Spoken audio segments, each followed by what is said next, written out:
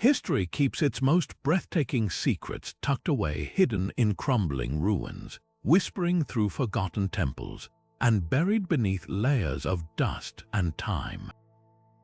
While the world rushes to marvel at the pyramids of Giza or the Colosseum, there are places where the past feels alive in a different way, where you can stand alone in the shadow of ancient wonders, with no crowds, no selfie sticks, just you and the echoes of civilizations that once thrived there.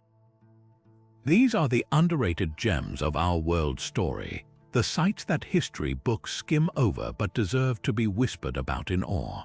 Picture this, walking through a labyrinth of stone carved by hands thousands of years ago, tracing symbols no one has fully deciphered, or standing in a courtyard where rituals unfolded under moonlight long before modern cities even existed.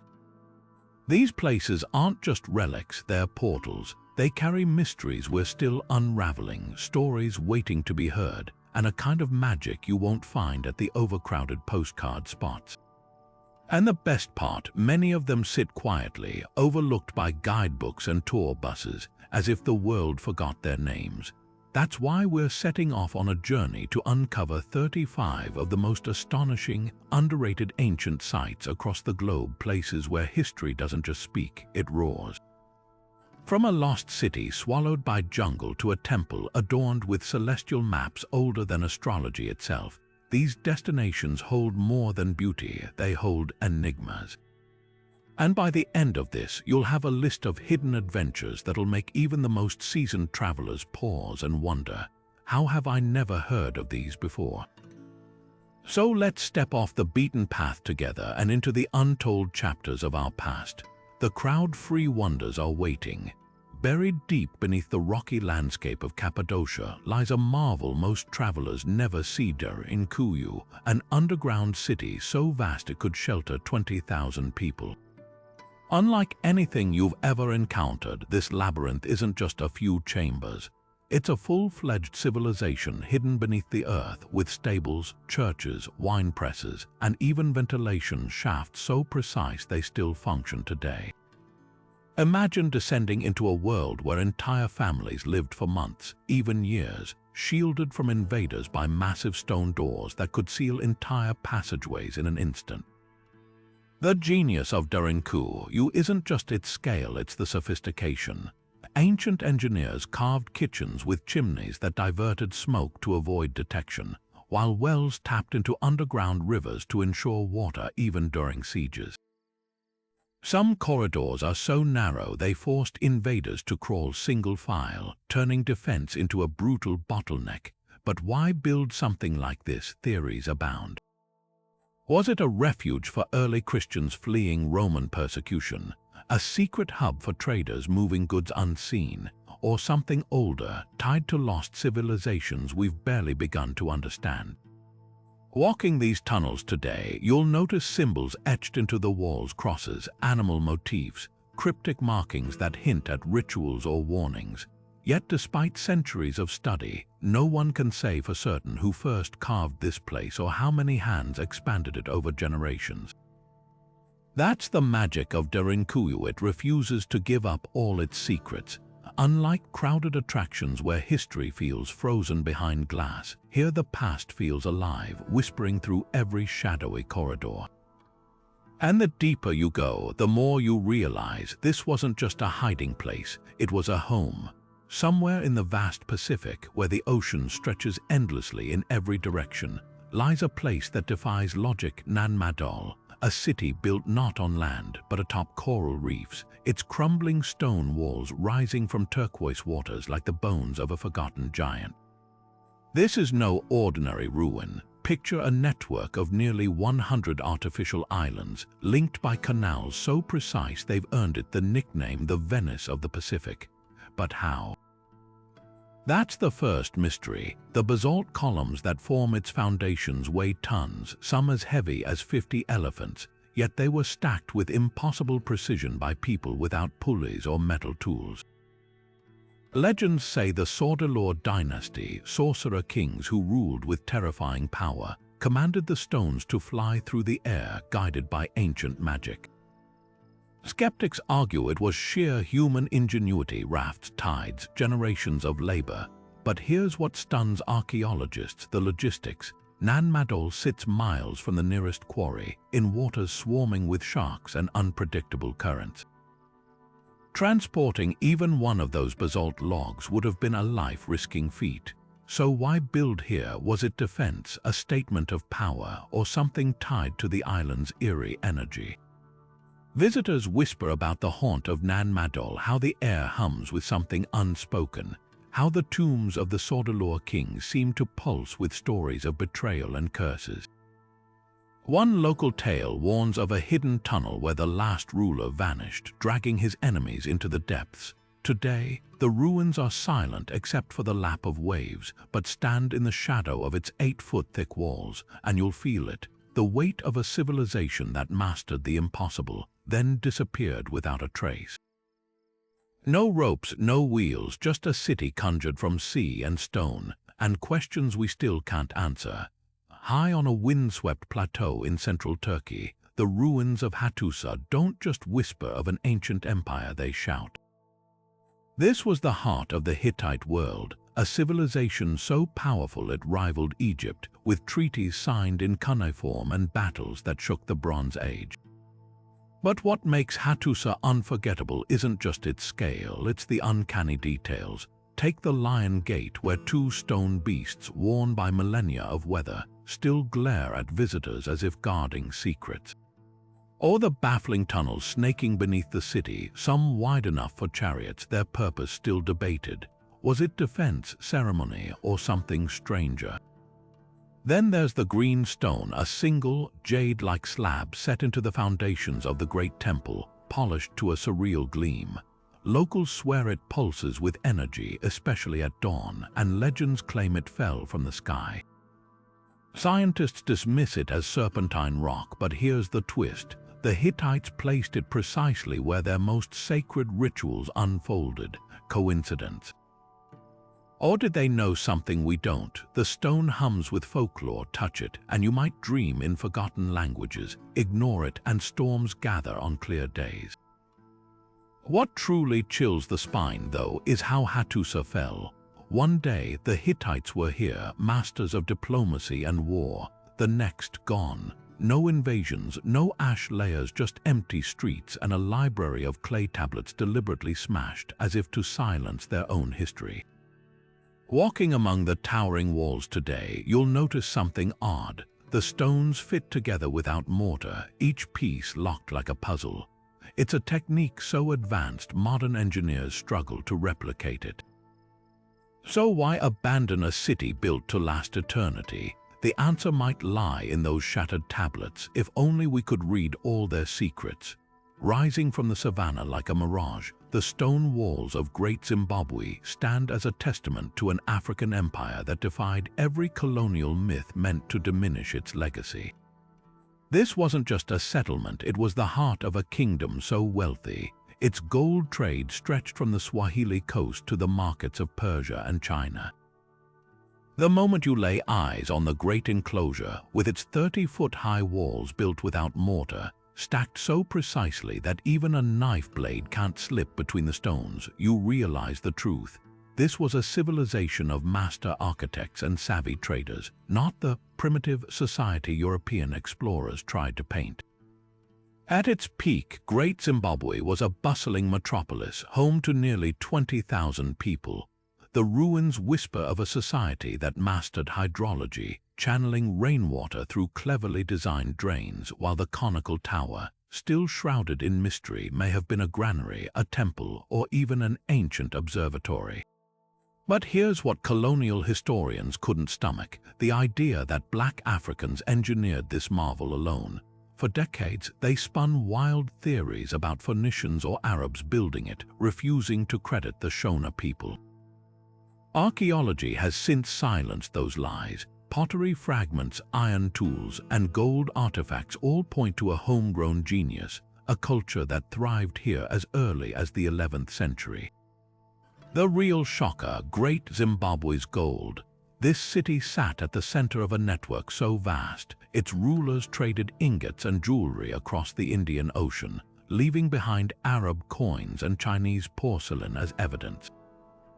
Walk through the hill complex where the king once held court, and you'll find soapstone carvings of birds, now Zimbabwe's national emblem, perched as if guarding secrets. Some believe they symbolized royal messengers linking the earthly and spiritual worlds. Others think they charted celestial events. Whatever their meaning, they're a reminder this was no backwater. It was a beacon of innovation, its decline likely tied to shifting trade routes or environmental strain, not conquest. Standing in the shadow of those weathered walls, you can almost hear the echoes of a kingdom that refused to be forgotten. The wind carries scraps of forgotten haggling in the marketplace, the clang of goldsmiths at work, the murmur of elders debating beneath acacia trees. Great Zimbabwe doesn't just challenge outdated narratives, it rewrites them stone by stone. And as the sun sets, painting the ruins in gold, one truth becomes undeniable: some histories can't be buried, no matter how hard the world tries. Towering over the golden sands of Sudan, the pyramids of Meroe stand like a forgotten echo of an empire that once rivaled Egypt itself. But don't let their silhouette fool you, these aren't just imitations of Giza. The Nubian pyramids of the Kingdom of Kush are a defiant statement, steeper, sharper, and packed with mysteries that mainstream history often skips. While Egypt's pyramids sprawl with grandeur, Meroe's rise like dagger points against the sky, their sides angled so steeply they seem to pierce the heavens. And here's the kicker: Sudan has more pyramids than Egypt, yet you've probably never seen them outside a documentary. The Kingdom of Kush wasn't some footnote, it was a powerhouse. For centuries, these rulers traded gold, iron, and ivory with Rome and Persia, even conquering Egypt at one point and installing the famous Black Pharaohs. The Meroe pyramids, they're the royal graveyard of this empire, built for kings and queens who saw themselves as equals to their northern neighbors. Inside, the burial chambers tell a different story than Egypt's. Instead of intricate hieroglyphs, the walls blaze with frescoes of lions and warriors, while offerings included archery bows and iron weapons, proof of a culture that valued battle as much as the afterlife. But the real shock is what happened to these tombs. While Egyptian pyramids were looted over millennia, many at Meroe were plundered in the 19th century by a single man, Italian explorer Giuseppe Fellini. Blasting his way into the summits with dynamite, he shattered artifacts and stripped gold jewelry, selling it off to European museums. Yet somehow the site still feels untouched. Wind carves patterns into the sandstone, and the occasional camel wanders between the pyramids as if time stopped here centuries ago, the most haunting detail. The pyramids align not just with stars like Egypt's, but with sacred wells dug deep into the earth, a blend of celestial and chthonic rituals we're still deciphering.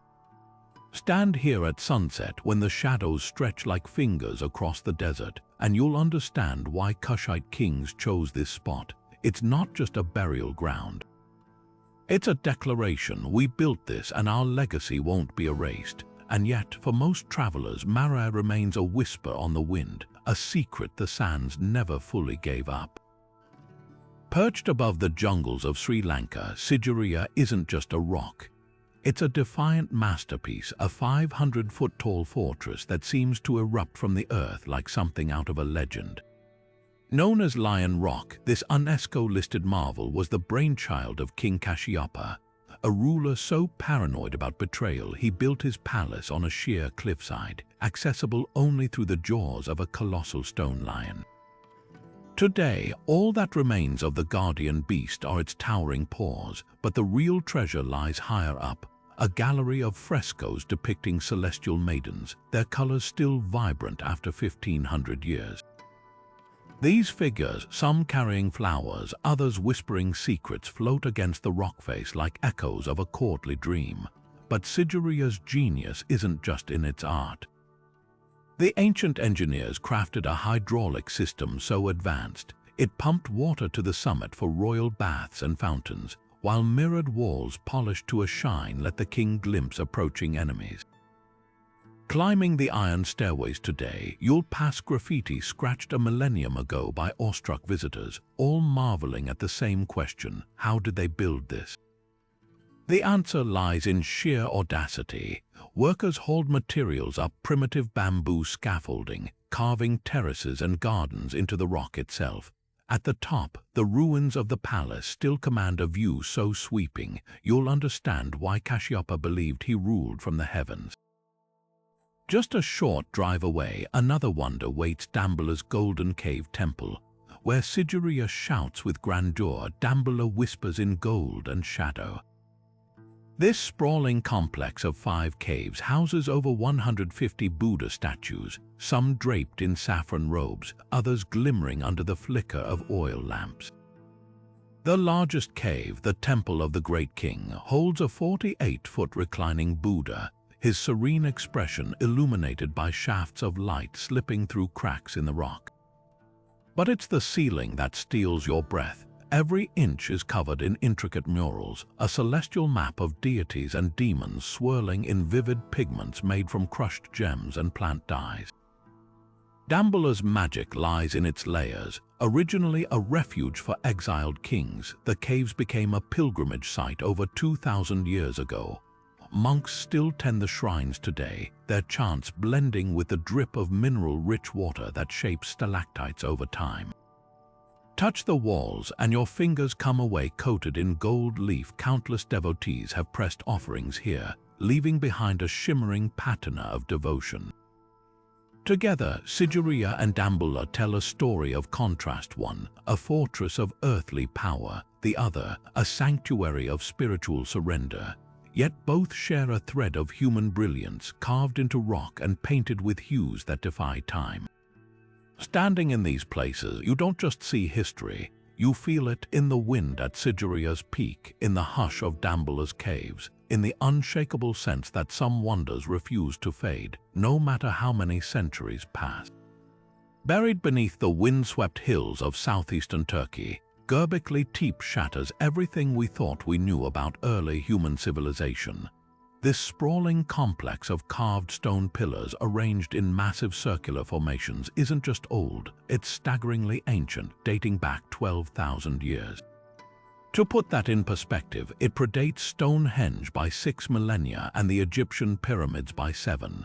But here's what truly baffles archaeologists: this wasn't built by farmers or city dwellers. The people who erected these monuments were hunter-gatherers, nomads who supposedly lacked the organization or resources for such a feat. So why here? Why then, the pillars themselves are a gallery of forgotten symbolism. Towering over 16 feet tall, many are etched with intricate reliefs of snarling foxes, coiled snakes, and scorpions frozen in stone. Some figures seem to leap from the rock, their details so precise they suggest a culture steeped in ritual and storytelling, but the real enigma lies in the layout. The rings of pillars point toward celestial events, solstices, perhaps hinting at a sophisticated understanding of astronomy millennia before written records. Yet there's no evidence of permanent settlement nearby, no houses, no trash heaps, just this solitary temple rising from the earth like a beacon. Theories swirl like dust devils around Göbekli Tepe. Was it a pilgrimage site, drawing tribes from across the region for ceremonies under the stars? A communal project to unite scattered groups against existential threats, like climate shifts after the last ice age? Or something darker? One provocative hypothesis suggests the carvings aren't just art, they're warnings. The prevalence of venomous creatures and predators might symbolize spiritual dangers, a prehistoric stay-away sign meant to guard sacred knowledge. Even more puzzling is what happened to the site. Around 8,000 years ago, someone deliberately buried the entire complex under thousands of tons of soil, preserving it like a time capsule. Was it an act of reverence, fear? Whatever the reason, that decision gifted us a snapshot of a pivotal moment. The dawn of organized religion, before agriculture, before cities, before the very concept of civilization as we know it. Standing among these pillars, you're not just looking at ruins, You're witnessing the birth of human ambition, the first whisper of a question that still drives us today: what lies beyond survival? And somehow, against all odds, these hunter-gatherers answered with stone and vision, leaving behind a riddle we've only begun to unravel. Hidden high in the Andes, where mist clings to the mountains like a secret, Choquequirao emerges from the jungle, a ghostly echo of Inca brilliance that makes Machu Picchu look crowded by comparison.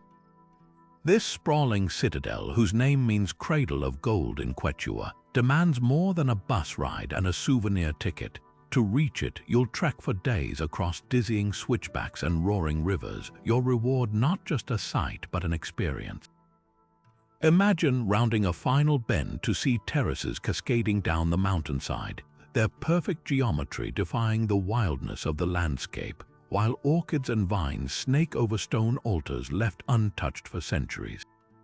Choquequirao isn't just a smaller Machu Picchu, it's a time capsule. Archaeologists estimate only 40% has been cleared from the jungle, meaning every expedition uncovers new chambers or carvings. The most striking discovery, the llamas of the sun, a series of white stone llamas embedded in the terraces, visible only when sunlight hits them at dawn. Were they offerings, maps, no one knows, but the precision of their placement suggests the Incas saw this place as more than a fortress, it was a canvas. The real magic lies in the solitude. While thousands jostle for selfies at Machu Picchu, Choquequirao might grant you an entire temple complex to yourself. Sit in the plaza principal at sunrise, and you'll hear nothing but the rustle of spectacled bears in the undergrowth and the distant cry of Andean condors. The air hums with something rare, the feeling of discovery. Unlike its famous sibling, Choquequirao was never found by the Spanish, so its walls bear no scorch marks of conquest, no scars of forced conversion. What truly sets this place apart, though, is its defiance. The Incas built Choquequirao as a final stronghold during their resistance against the invaders, a fact whispered in the strategic placement of watchtowers and hidden storehouses. Some scholars believe it sheltered the last Inca rulers, making it a cradle not just of gold but of survival. Today, the trek here is a pilgrimage in every sense, a journey through cloud forests and across rope bridges that feel like stepping into the past. And when you finally trace your fingers over the mortiseless stonework, you'll understand why the Incas chose this spot. To stand here is to touch the unbroken spirit of a civilization that refused to vanish. Carved into the limestone cliffs along the river, the Longmen grottos stretch for nearly a mile like a sacred gallery frozen in stone. This isn't just a collection of statues, it's a symphony of devotion, where over 100,000 Buddhist images whisper across 14 centuries of history. From delicate carvings no larger than a fingertip to the colossal Vairocana Buddha, whose serene gaze towers 56 feet above worshippers, every inch of these caves hums with artistry and spiritual fervor. What makes Longmen extraordinary isn't just the scale, it's the intimacy. Step closer and you'll notice the wrinkles in a monk's robe, the curl of a lotus petal, even the subtle smile of a bodhisattva, all rendered with precision that defies the crude tools of the 6th century. The grottos began as an imperial project under the Northern Wei dynasty, a nomadic people who embraced Buddhism as they settled into Chinese culture. But here's the twist, this wasn't just royal vanity. While emperors commissioned grand central figures, ordinary pilgrims sponsored smaller niches, creating a mosaic of faith where elites and commoners literally carved their prayers side by side. The Fengxian Temple, home to the Vairocana Buddha, epitomizes this blend. Flanked by guardians whose muscle and armor ripple with lifelike detail, the Buddha's face calm, symmetrical, radiating divine wisdom, was said to mirror Empress Wu Zetian herself, a daring fusion of heavenly and earthly power. Yet Longmen's true magic lies in its unfinished stories. Some caves reveal half-carved figures, abandoned when dynasties fell or patrons ran out of coins. Others bear scars from 19th century looters who prized the heads of statues, leaving headless torsos that still stand in silent protest. But peek into a less visited niche, and you might find pigments of azurite or malachite still clinging to a robe, ghosts of the vibrant colors that once made these cliffs glow like a celestial rainbow. What's often overlooked is the engineering. Artists work top-down, suspended from ropes to prevent debris from damaging completed sections, while hidden channels diverted rainwater to protect delicate reliefs. The grottos also capture Buddhism's evolution in China. Early Indian-inspired figures with almond eyes give way to rounder, distinctly Chinese faces, reflecting how faith absorbed local identity. Stand before the Thousand Buddha Cave, its walls crammed with miniature enlightened ones, and you'll feel the weight of countless whispered prayers. This place wasn't just built. It was breathed into existence, one chisel strike at a time, by hands convinced that stone could hold eternity. And today, as the river mirrors the cliffs at dusk, those faces still seem to murmur secrets not just about enlightenment, but about the human hunger to leave something beautiful behind. Emerging from the emerald embrace of Guatemala's rainforest, Tikal isn't just an ancient city, it's a symphony of stone and jungle, where howler monkeys roar like living echoes of the Maya gods who once ruled here. Imagine standing at the base of Temple Roman 4, its 200-foot pyramid soaring above the canopy, steps so steep they seem to climb straight into the sky. This was the Maya's Manhattan, a sprawling metropolis where astronomers tracked Venus with naked eye precision and kings etched their stories into stelae under the watchful gaze of jaguar deities. But what makes Tikal unforgettable isn't just its scale, it's the way the jungle breathes life into the ruins, vines snaking over temples, roots cradling forgotten plazas, as if nature itself is guarding the secrets. The genius of Tikal lies in its celestial choreography. The Grand Plaza, flanked by Temple I and Roman II, aligns with the rising sun during equinoxes, casting shadows that slither like serpents down the pyramid's steps, a deliberate nod to Kukulkan, the feathered serpent god. Nearby, the Lost World complex hides an older surprise, a pyramid within a pyramid, its layers revealing how each ruler rebuilt atop his predecessor's legacy, literally burying history to forge his own. But peer closer, the mortar between stones contains traces of crushed sapodilla bark, a natural glue that's held these buildings together for 12 centuries. How's that for sustainable engineering? Then there's the soundtrack. Before you even see the ruins, you'll hear the guttural cries of howler monkeys reverberating through the trees, a sound so primal it feels like the city itself is growling a warning.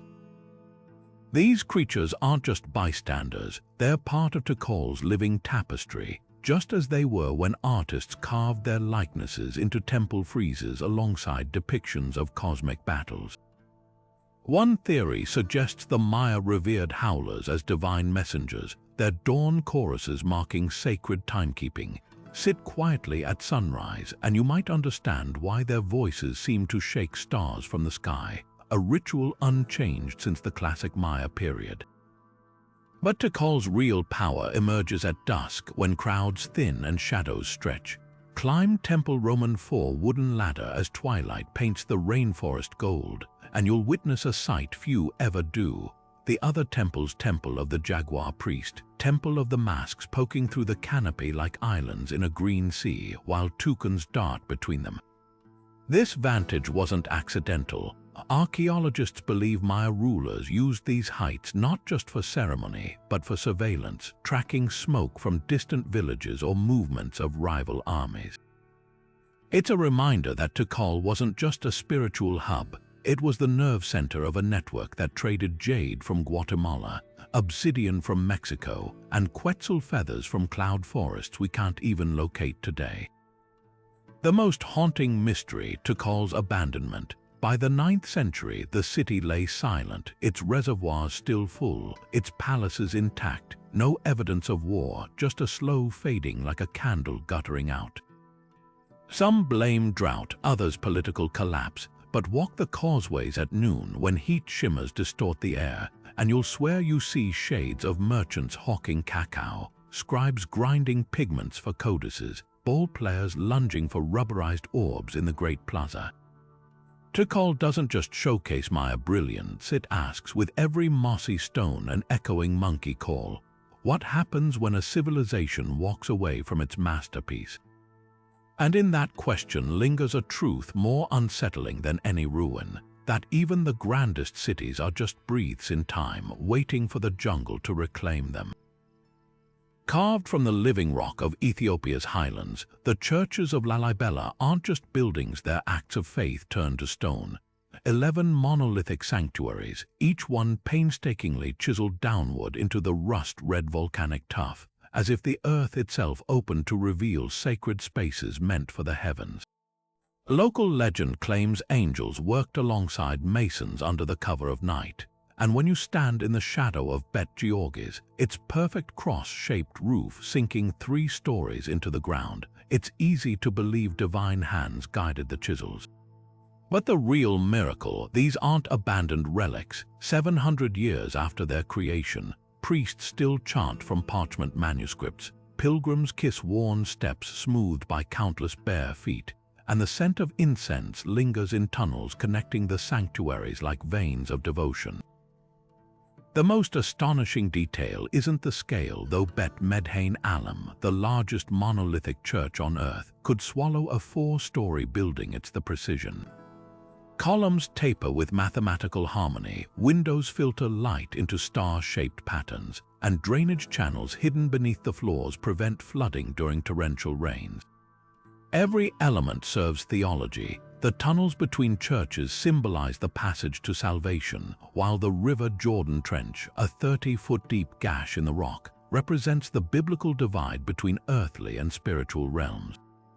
Pilgrims still wade through its waters in white robes before entering the sacred complex, reenacting baptisms that bridge centuries. What few outsiders realize is how alive Lalibela feels during major festivals. At Timkat, Ethiopia's epiphany, thousands pack the rock-hewn courtyards as priests in brocade vestments parade replica Ark of the Covenant tabots wrapped in cloth, their rhythmic drums echoing off stone walls. The faithful press forward to touch the fabric, believing it transmits blessings, a tradition unchanged since King Lalibela ordered these churches built in the 12th century. Some say he envisioned a New Jerusalem for those who couldn't reach the Holy Land, but the deeper truth lies in the labor. Unlike European cathedrals that took generations, Lalibela's churches were completed in 24 years. An impossible feat without a workforce numbering in the tens of thousands, all driven by a king's divine vision.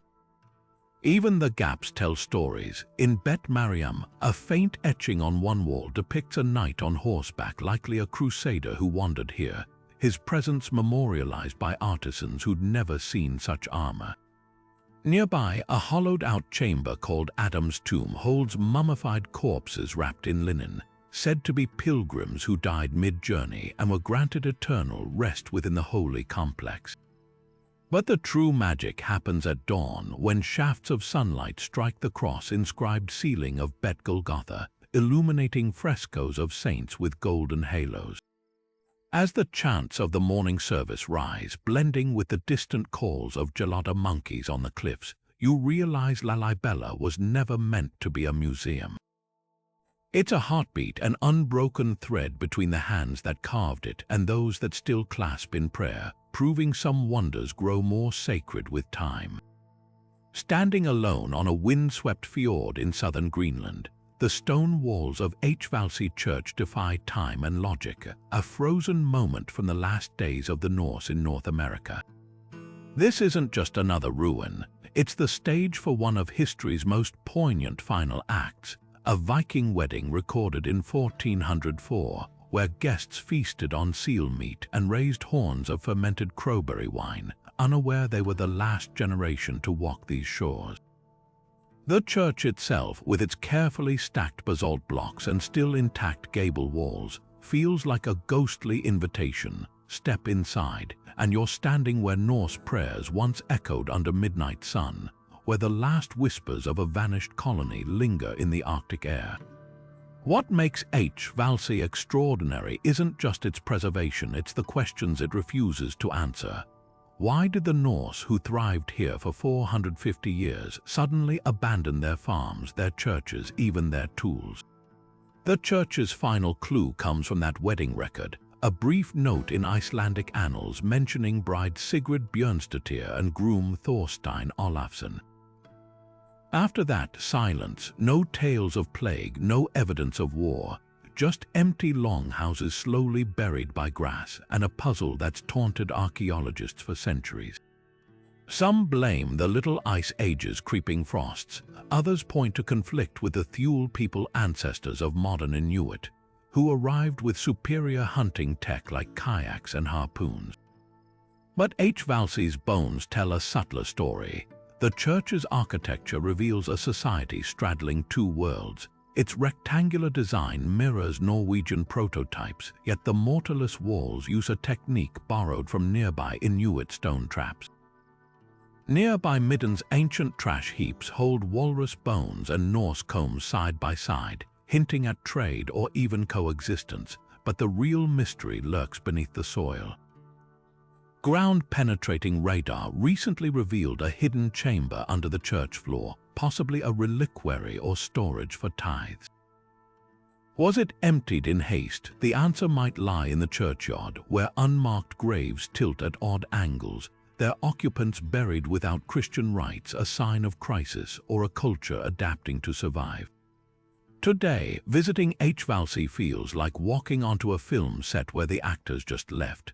Lichen paints the walls in gold and rust, while Arctic hares dart between stones that still bear soot marks from long-extinguished hearths. Peer through the empty window frames, and you'll see the fjord glittering beyond, unchanged since the day the last Norse ship sailed away. The wedding guests couldn't have known they were witnesses to an ending.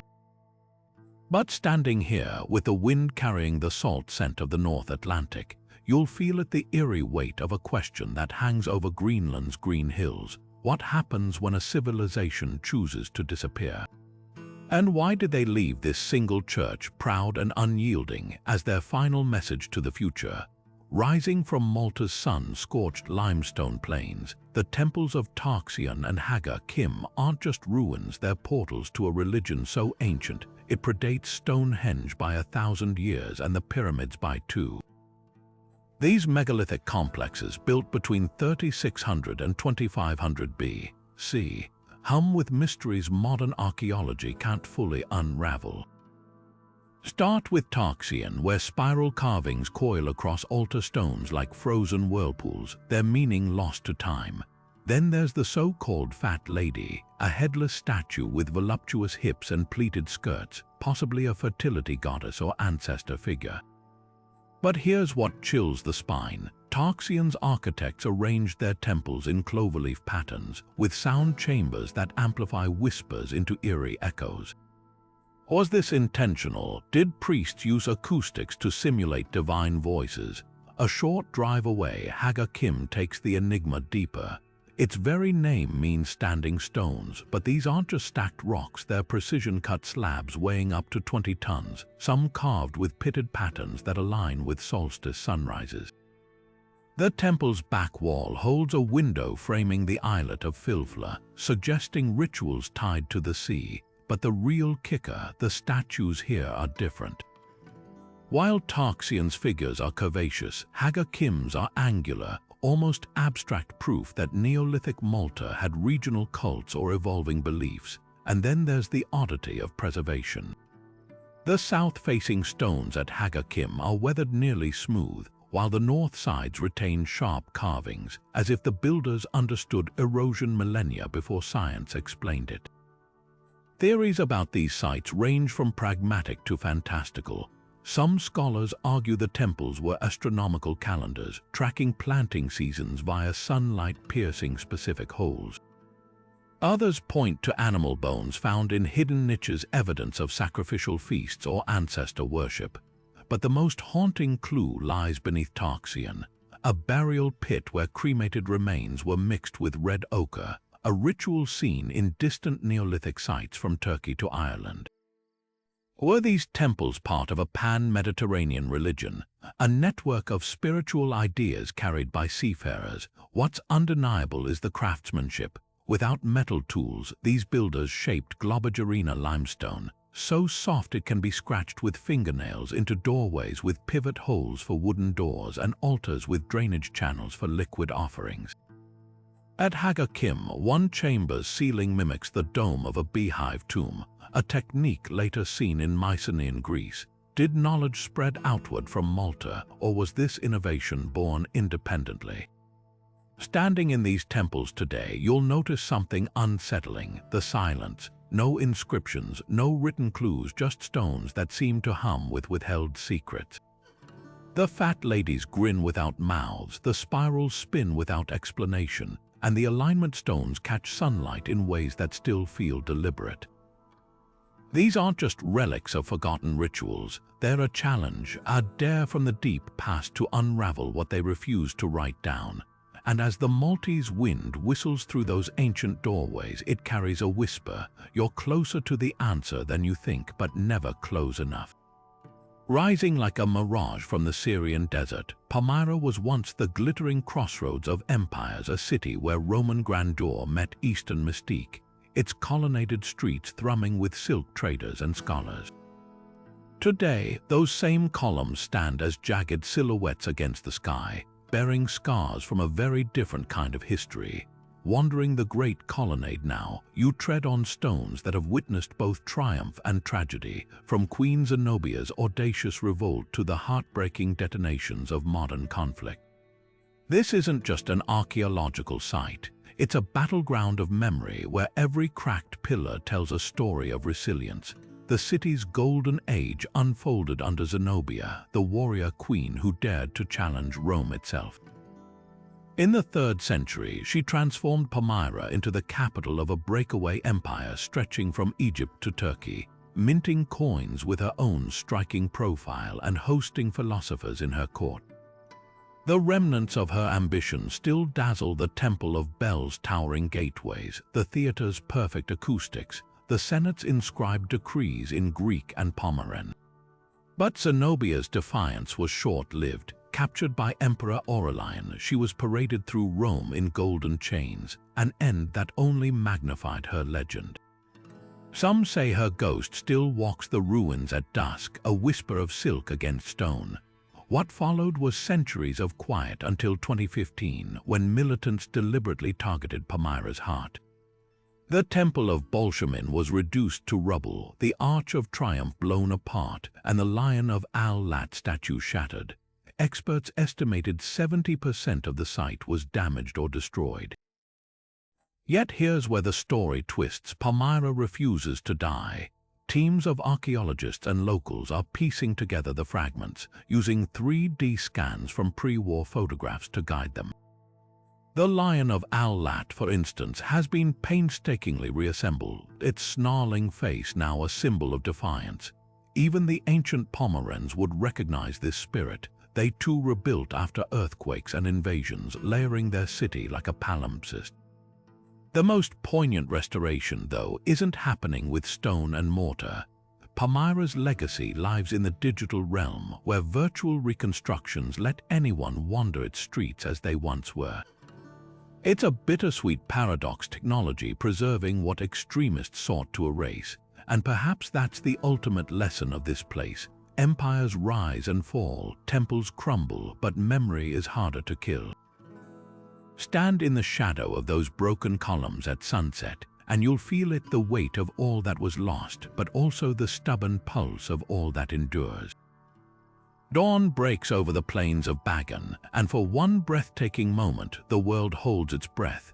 The first rays of sunlight skim across the Irrawaddy River, igniting a sea of 2,000 temples in a blaze of gold and pink, each stupa, each pagoda catching the light like a scattered handful of jewels. This isn't just a sunrise, it's a symphony of stone and sky, a daily miracle that's played out for nearly 1,000 years. But look closer and you'll see more than beauty. Every temple here tells a story of kings who built to outshine their ancestors, of artisans who carved lotus buds into brick so finely they seemed to tremble in the wind, and of a kingdom so rich in faith and gold, it drew conquerors from halfway across the world. The sheer variety of styles is staggering. The massive Damayangi temple with its pyramidal tiers echoes Cambodia's Angkor Wat, a deliberate show of power by a king accused of murdering his father. Nearby, the delicate Ananda temple stands as a masterpiece of Mon architecture, its gilded spires housing 4 towering Buddha statues that seem to step forward to greet devotees. But the real magic lies in the details. Inside Suleimani Temple, faded frescoes depict scenes from the Jataka tales, their pigments made from crushed gemstones still clinging to the walls despite centuries of monsoons and neglect. And then there's the hidden genius of Bagan's engineering. Brickwork so precise it withstood earthquakes that toppled modern buildings, and mortar mixed with sugarcane juice to create a bond stronger than stone itself. Yet Bagan's brilliance came at a cost. In the late 19th century, British colonial officers hacked entire walls from temples, shipping Buddha statues and murals to museums in London and Calcutta. The Mahezedi Pagoda once held a golden reliquary said to contain a tooth of the Buddha until Portuguese mercenaries melted it down for bullion. Even today, you'll find empty niches where treasures once sat, their absence a silent protest against theft. But here's where the story turns. Bagan refuses to be a relic. After a devastating earthquake in 2016 cracked iconic temples like the Bupaya Pagoda, locals and archaeologists launched a painstaking restoration. Using traditional techniques, handmade bricks, palm sugar glue, even elephant-drawn carts to transport materials, they've rebuilt not just the structures but the soul of the place. The most profound moment comes when the balloon-dotted sky fades to dusk and the temples begin to glow from within. Oil lamps flicker in shrines, casting shadows of kneeling devotees onto walls inscribed with ancient prayers.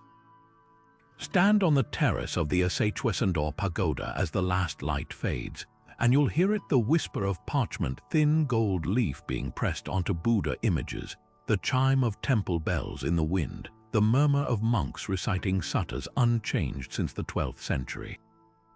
This is Bagan's secret. It isn't frozen in time. It's alive, breathing, still gathering offerings at dawn and sheltering pilgrims at noon. The stones remember. And if you listen, they'll tell you not just of kings and earthquakes, but of the hands that rebuilt again and again, as if to say, some things are too sacred to lose. High on the windswept Altiplano of Bolivia, where the thin air makes every step feel like a struggle, the ruins of Tiwanaku whisper secrets of a civilization that mastered the stars long before telescopes existed.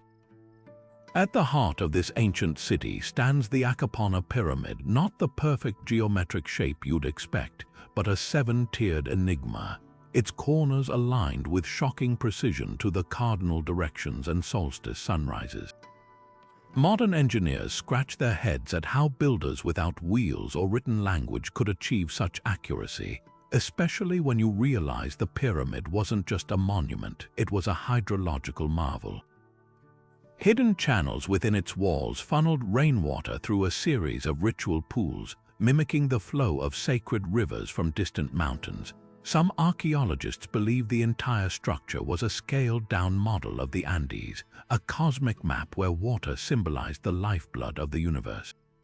But the real showstopper is the Gate of the Sun, a single carved block of andesite weighing 10 tons, its surface etched with a deity some call Viracocha, the creator god who, according to legend, emerged from Lake Titicaca to bring order to chaos. The figure's tears are carved as falling condors, while rays around his head terminate in puma faces, blending 3 sacred animals into one divine portrait. Beneath him, a frieze of 30 winged attendants marches in perfect symmetry, their staffs marking something far more than decoration. Recent studies suggest these figures might be a lunar calendar, with each symbol tracking the moon's phases across a 20-day month. If true, it would mean that Tiwanaku didn't just observe the heavens, they encoded celestial mechanics into stone with the precision of a modern astronomer. What chills researchers most, though, is the gate's original purpose.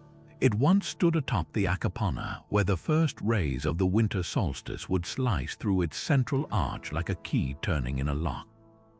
Local Aymara elders still speak of a time when the gate opened to other realms, a portal activated by light and ceremony. Was it a spiritual threshold, a device for agricultural timing, or something we've yet to comprehend? The answers might lie in the ruins' most overlooked feature, the Pumapunku complex. Here, razor-sharp stone blocks interlock like puzzle pieces, some with drill holes so precise they suggest tools beyond Bronze Age technology. The Spanish chroniclers who first encountered these ruins in the 16th century assumed they'd found the work of giants, a myth that doesn't feel so far-fetched when you stand beside stones cut with angles that still defy replication. Tiwanaku's greatest mystery, though, isn't how it was built, it's why it was abandoned. By the time the Inca arrived in the 15th century, the city was already a ghost town, its canals dry, its temples silent. Climate data hints at a catastrophic drought, but walk these ruins at noon, when shadows vanish and the gate's carvings seem to vibrate under the sun, and you'll wonder if the people didn't simply finish what they came to do. After all, how do you improve upon a city that measures time by starlight and turns rain into prayer? Maybe they left because their work was complete, a message not just carved in stone, but waiting in the silence between the wind and the distant cry of an Andean condor. Nestled along the Danube's swirling currents in Serbia, the remnants of Lepenski Vrh reveal a staggering truth. This wasn't just a village, but Europe's first known planned settlement, a 7,000-year-old blueprint of human ingenuity. Unlike the haphazard clusters of earlier Neolithic sites, here every trapezoidal house was precisely aligned, their stone foundations echoing the shape of the surrounding cliffs, as if the architect sought to mirror the landscape itself. But what truly sets this place apart are the sculptures. Dozens of sandstone figures with wide, fish-like mouths and haunting almond eyes peer up from the earth, their expressions frozen somewhere between human and piscine. Some scholars call them gods, others ancestors merged with the river's spirit. Hold one in your hand, and you'll feel the grooves where countless fingers once touched them in ritual, a tactile connection to minds that saw divinity in the Danube's depths. The genius of Lepenski Vrh lies in its symbiosis with the water. Every aspect of life here revolved around the Danube's rhythms. Houses faced the riverbank, their hearths positioned to catch the morning sun glinting off the water. Fishing platforms jutted into the currents, while burial sites cradled the dead beneath floors, ensuring generations remained tied to the same sacred ground. Even the famous sculptures may have served a practical purpose. Their bulbous bases fit perfectly into house foundations, suggesting they were more than idols. Were they guardians, boundary markers, or early attempts to map the river's ever-shifting moods? But the site's most dramatic chapter unfolded in the 1960s, when engineers building the Iron Gates Dam realized Lepenski Vrh would vanish beneath the rising waters. In a race against time, archaeologists relocated the entire settlement stone by stone to a hillside 60 feet above its original home. Today, standing in the reconstructed village, you can still see the original hearth stains on the floors, the indents where fish gods once watched over families. It's a ghost town twice over, first abandoned by its creators, then rescued from drowning by modern hands. What lingers, though, are the unanswered questions. Why did these people who relied so deeply on the Danube suddenly leave around 5500 BC? Some point to climate shifts that altered fish migrations, others whisper of conflict with incoming farming cultures. But walk the site at dusk when the reconstructed houses cast long shadows, and you'll sense something else, a community that thrived not despite the river's whims but because of them. The fish gods, now housed in Belgrade's museums, seem to grin knowingly. They've outlasted floods, dams, and millennia, still guarding secrets we're only beginning to fathom. Descending into Chand Baori feels less like visiting a well and more like stepping into a sacred geometric dream, 13 stories of perfectly symmetrical staircases cascading into the earth, each step worn smooth by 1,000 years of bare feet seeking water and wisdom. This isn't just architecture, it's a meditation in stone, a 3,500-step labyrinth built by the Rajput kings of Rajasthan, not just to quench thirst, but to embody the cosmic order. The moment you peer over the edge, the sheer scale hits you. The well plunges 100 feet down, its zigzagging stairways forming a mesmerizing honeycomb pattern that seems to pulse when sunlight strikes at noon. But here's what guidebooks rarely mention: those steps aren't random. They're arranged in precise multiples of 7, a number sacred in Hindu cosmology, echoing the 7 underworlds and 7 heavens. Every inch of Chand Baori whispers intention. The well's true genius lies in its duality. Above ground, the surrounding pavilions with their ornate jaraka windows and carved niches were once gathering places for royalty, where queens watched ritual dances performed on the moonlit steps below. But descend just a few flights and the temperature drops dramatically, a natural refrigeration system that kept water cool even in Rajasthan's blistering summers. Local legends say the steps were designed so that no shadow could touch the water's surface during midday, a feat requiring celestial calculations modern engineers struggle to replicate without computers. And then there's the sound. Clap your hands at the base, and the acoustics amplify echoes into ghostly harmonies, a feature some believe was used for chanting ceremonies honoring the Hindu goddess of water, Jalapa. Chand Baori's deepest secret, though, isn't etched in stone, it's in the water itself. Unlike ordinary stepwells, this one has a hidden lower chamber, accessible only by divers, where ancient texts describe ceremonial gold vessels being submerged during solstices. Was this a royal treasury, a ritual offering site, or something more mystical?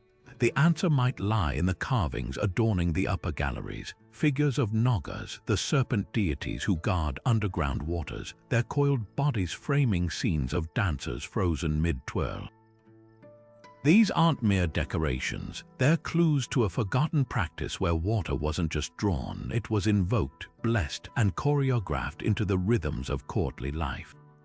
Today, the well sits silent, its depths no longer the pulsing heart of a kingdom, but stand on the lowest step at dawn when the first light slants through the carved screens above, and you'll see why Chand Baori was never just about survival. The play of shadows transforms the stairs into a mandala, a fleeting masterpiece that vanishes by midday, a reminder that even in the driest earth, humans have always found ways to carve poetry. Rising from the arid Soup Valley like a mirage, the pyramids of Caral rewrite the history of the Americas, a city so ancient it thrived 1,000 years before Egypt's first pharaohs ruled.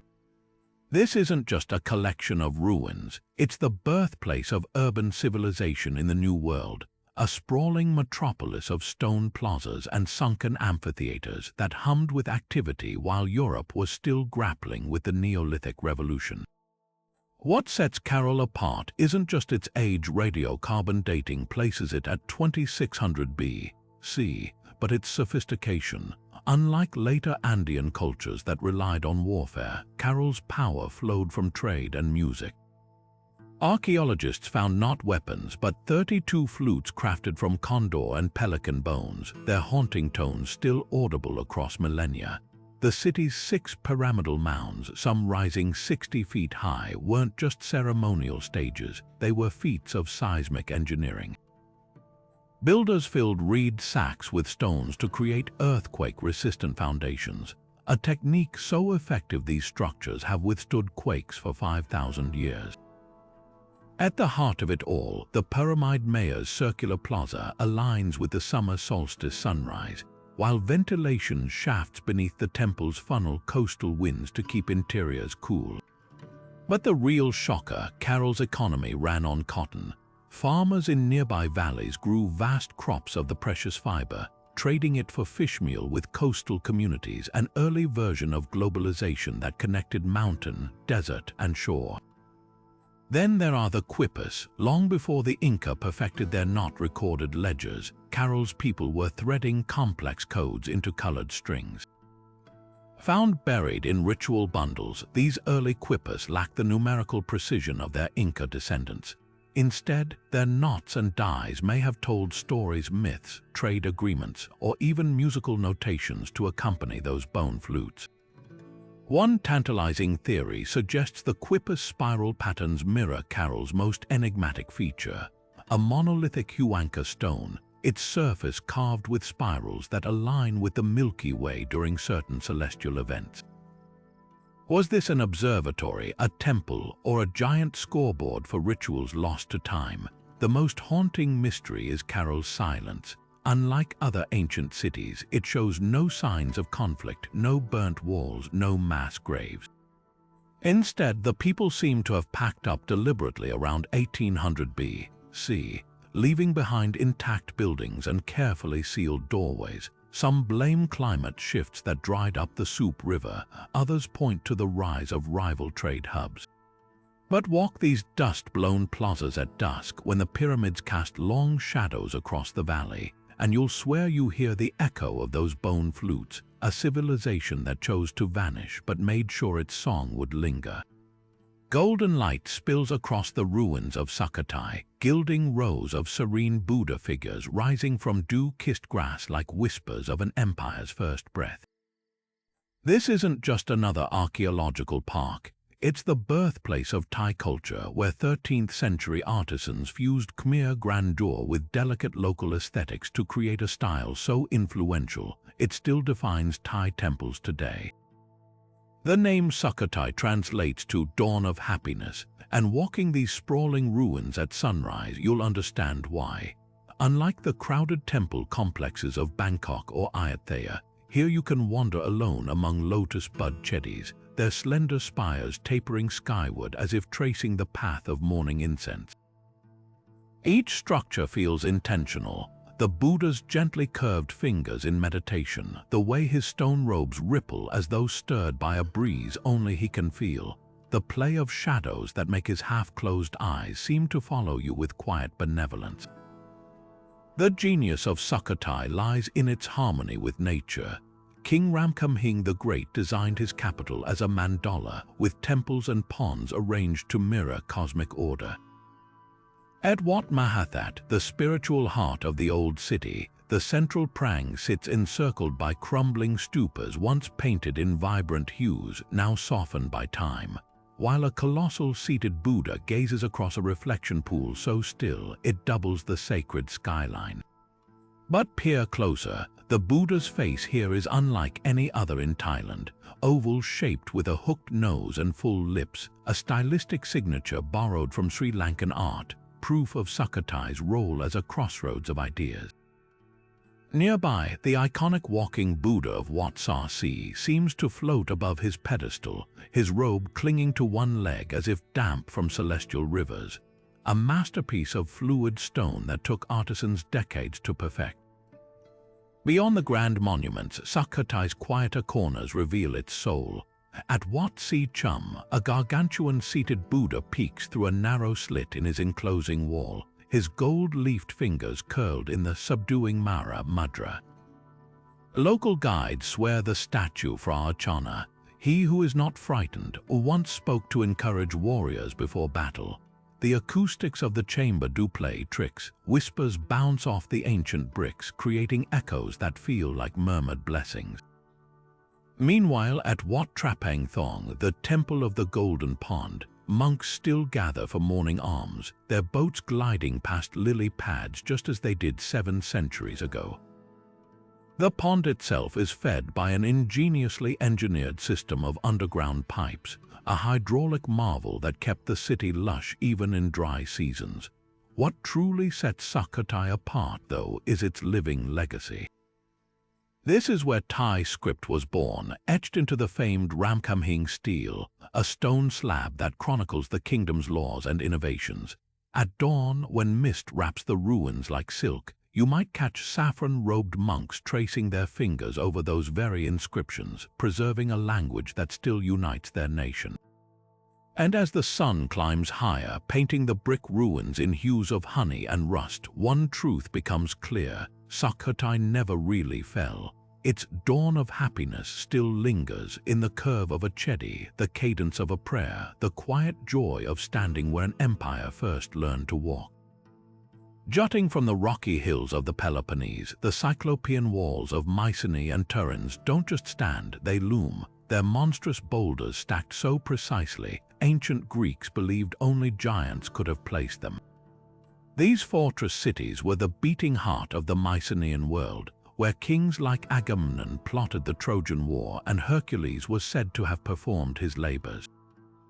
Walk through Mycenae's Lion Gate today, its two regal felines carved in stone still glaring over the entrance after 3,300 years, and you'll feel the weight of myth and history colliding. The engineering here is mind-bending. At Tiryns, walls stretch 50 feet thick in places, their stones so massive, some weighing 12 tons, that later civilizations couldn't fathom human hands moving them. Hence the name Cyclopean, after the one-eyed giants of legend. But the real marvel, the hidden galleries inside those walls, narrow, vaulted corridors designed to channel enemy attackers into kill zones, proof that Mycenaean architects were military geniuses centuries before Sparta's rise. Then there's the acoustics, whisper in the throne room of Tiryns Megaron, and the sound carries through the entire complex, an ancient intercom system for royal decrees or warnings. Mycenae's treasures tell darker tales. Heinrich Schliemann's infamous excavation of the royal graves uncovered golden death masks, including one he swore was Agamemnon's spoiler. It predates the Trojan War by centuries. But the real drama lies in the ruins themselves. The palace's layout mirrors the exact blood-soaked events of Aeschylus' Orsteia. Here's the courtyard where Clytemnestra might have murdered her husband Agamemnon. There's the bath where she trapped him in a net before striking. Whether myth or memory, the stones seem to remember. Tiryns, just 12 miles away, offers a quieter but equally potent magic. Its underground tunnels, once used for secret troop movements, now echo with the drip of groundwater, a sound Hercules might have heard fetching the three-headed dog Cerberus from a nearby cave entrance. Local shepherds still avoid the site at night, muttering about ghosts of Mycenaean warriors restless from unfulfilled oaths. Standing atop these citadels, you'll notice something eerie. Both cities face east, their gates aligning not with trade routes but with the rising sun on equinoxes. Was this astronomical design divine mandate? Or simply the whims of kings who believed themselves descendants of gods? The walls won't say. They just press closer, whispering of a time when giants, real or imagined, walked these hills. Across the Mississippi River from modern-day St. Louis, the Cahokia Mounds rise from the Illinois floodplain like earthen waves frozen mid-break, a sprawling metropolis that once dwarfed London in population during its 12th century peak. At its heart looms Monk's Mound, a colossus of packed clay towering 100 feet high, its 4 terraces covering more ground than the Great Pyramid of Giza's base. This wasn't just a hill, it was the pulsing center of the Mississippian world, where rulers presided over a network of trade stretching from the Great Lakes to the Gulf of Mexico. Climb its worn steps today, and you'll feel the immensity of a civilization that reshaped the land itself, moving 55 million cubic feet of earth basket by basket without beasts of burden or metal tools. What truly sets Cahokia apart, though, isn't just scale. Its sophistication. To the west of Monk's Mound, archaeologists uncovered the remains of a woodhenge, a circle of towering cedar posts aligned so precisely that the sunrise during equinoxes framed the central post like a celestial doorway. This wasn't mere decoration. The Mississippians tracked solstices with pinpoint accuracy, using these alignments to time planting ceremonies and likely political events. Nearby, excavations revealed elite burial mounds where high-status individuals rested atop beds of seashells from the Gulf Coast and copper plates from the Great Lakes, proof of a trade network so vast it functioned like a prehistoric Silk Road. Then there's Mound 72, a grim yet revelatory site where the bones of 53 young women were found stacked in precise layers, their remains suggesting ritual sacrifice. Alongside them, a man buried on a bed of 20,000 shell beads, his grave goods including arrowheads from distant territories and mica sheets that shimmer like ghostly mirrors. Some scholars believe these sacrifices marked the death of a paramount leader, an offering to usher him into the afterlife with attendants. Others see evidence of social control through terror. Either way, the message is clear. Cahokia's rulers commanded both spiritual and earthly power, their authority etched not just in soil but in bone. The most haunting mystery lies in Cahokia's abandonment. By the 1400s, this thriving city, home to up to 20,000 people, was empty. No invaders, no burned palisades, just silent mounds reclaimed by prairie grass. Climate data hints at prolonged droughts and floods that may have destabilized crops, while tree rings show evidence of massive deforestation. But walk these grounds at twilight, when fireflies mimic the torches that once lit ceremonial games of chunky, a sport played with rolling stones and spears, and you'll sense something deeper. The mounds weren't just buildings, they were living entities, stages for rituals, markers of cosmic order, perhaps even attempts to commune with forces beyond human understanding. Today, as Monk's Mound casts its shadow over suburban neighborhoods, it stands as a reminder. Civilizations rise, adapt, and sometimes vanish, but the land remembers what we forget. Carved into the sheer basalt cliffs of Maharashtra, the Ellora Caves don't just showcase ancient devotion, they stage a spiritual dialogue across centuries. Imagine 34 temples, painstakingly chiseled side by side between the 6th and 10th centuries, each one a declaration of faith from 3 different religions. Buddhist monks, Hindu priests, and Jain ascetics all carved their sacred spaces into the same rock face, creating a rare tapestry of coexisting beliefs. The result isn't just architectural brilliance, it's a testament to a time when spiritual paths converged rather than clashed. Take the earliest caves, where Buddhist artisans sculpted monasteries so precise they mimic wooden beams and rafters in stone. Cave 10, the Vishvakarma Cave, feels like a cathedral hidden within the mountain. Its ribbed ceiling arcs like the hull of an upturned boat, while a towering Buddha sits in meditation, sunlight filtering through a lotus-shaped window to illuminate his face at noon. But wander further and the vibe shifts. The Hindu caves explode with motion, gods and goddesses frozen mid-dance, their multiple arms wielding weapons and blessings, their faces alive with expression. Every inch pulses with stories, Shiva spearing a demon here, Parvati lounging in a lover's pose there, their divine drama rendered in 3-dimensional swirls. Then comes the showstopper, the Kailasa Temple. Unlike the other caves, this isn't just a hollowed-out chamber. It's a freestanding monolith, an entire Mount Kailash in miniature, carved top-down from a single rock. Picture teams of laborers working for generations, removing 200,000 tons of stone to leave behind a structure twice the area of the Parthenon. The scale defies logic. Elephants life-sized enough to seem alive guard the base, while bridges connect spires adorned with deities so finely detailed you can see the folds in their draped clothing. But the real genius lies in the narrative. The temple's walls are a comic strip in stone, depicting everything from the Ramayana to scenes of everyday life, proving sacred and mundane weren't opposites but parts of a whole. The Jain caves, though fewer, hold their own quiet power.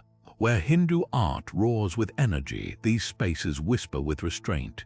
The Indra Sabha's ceiling drips with lotus medallions, each petal carved with mathematical precision, while a serene Tirthankara sits cross-legged, his stone eyes half closed in eternal meditation. What's striking is the lack of destruction, no defaced idols, no evidence of sectarian strife. Instead, the proximity suggests something radical, mutual respect or at least tolerance among these faiths. Stand in the courtyard of Kailasa at sunset when golden light sets the carvings ablaze, and you'll notice something uncanny. The temple's shadow stretches toward the Buddhist caves, while the Jain complex catches the last light, as if the mountain itself is orchestrating a daily reminder that devotion has many faces. Ellora doesn't just display religious art, it asks without words why humanity ever thought the divine could fit into just one shape. The ruins of Persepolis rise from the Iranian plateau like stone ghosts of a vanquished superpower, a city designed to awe, then deliberately set ablaze in an act of symbolic annihilation. Walking through the gate of all nations today, flanked by towering Lamashu statues with the bodies of bulls and the bearded faces of kings, you're treading the same path ambassadors from 23 subject nations once did, bearing tribute for the Persian New Year. Those colossal griffins carved into the staircases, they weren't just decorations. Each mythical beast, part eagle, part lion, served as a living metaphor for the Achaemenid Empire's dominion over sky and land, their stone feathers and claws polished smooth by centuries of reverent touches. What makes Persepolis extraordinary isn't just its grandeur, but its audacious multiculturalism. The Apadana Palace's reliefs parade a United Nations of antiquity. Egyptians bringing giraffes, Ethiopians presenting ivory, Greeks leading bulls, their identities captured in intricate hairstyles and clothing. Darius the Great commissioned these carvings not as conquest trophies, but as a stone-bound declaration. Here, every culture has a place. Even the cuneiform inscriptions here repeat in 3 languages: Old Persian, Elamite, Babylonian, an early experiment in diplomatic linguistics. Modern visitors often miss the subtle genius of the site's engineering. The columns, though toppled, once stood 60 feet tall, their fluted shafts designed to mimic the trunks of ancient cypress trees, while the entire terrace was engineered with a hidden drainage system so advanced it could handle flash floods from the nearby mountains. Then there's the fire, Alexander's torches in 330 B.C., left scars still visible today, blackened patches on limestone where the heat cracked stone gods mid-prayer. But the real tragedy lies in what the flames didn't destroy. The treasury's clay tablets survived, their tiny script detailing everything from workers' wages, paid in silver and beer, to the empire's shockingly progressive labor laws, including disability compensation and maternity leave. These weren't slave drivers, they were bureaucrats who recorded the name of every carpenter and goldsmith, ensuring their skills were remembered long after their empires fell. Climb the Takara Palace's mirrored staircases at sunset, when the polished stone catches fire in the dying light, and you'll notice something haunting. The griffins face east, not toward the rising sun, but toward the distant Zagros Mountains, the same route Cyrus the Great took when he founded Persia centuries earlier. Whether this alignment was intentional or accidental, it's impossible to ignore the symbolism.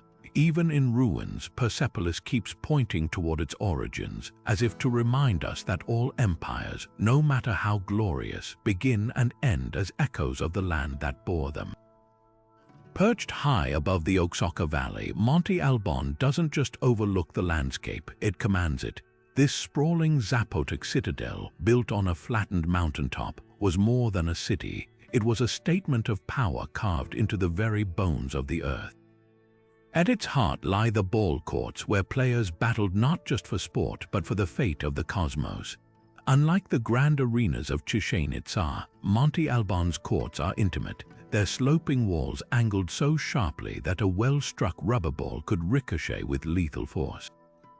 Archaeologists found worn grooves in the stone where players' knees and elbows scraped during dives, leaving behind physical proof of games that were equal parts ritual and spectacle. The stakes, some carvings suggest losers weren't just defeated. They were sacrificed, their blood ensuring the sun would rise again. Then there are the danzantes, the dancers.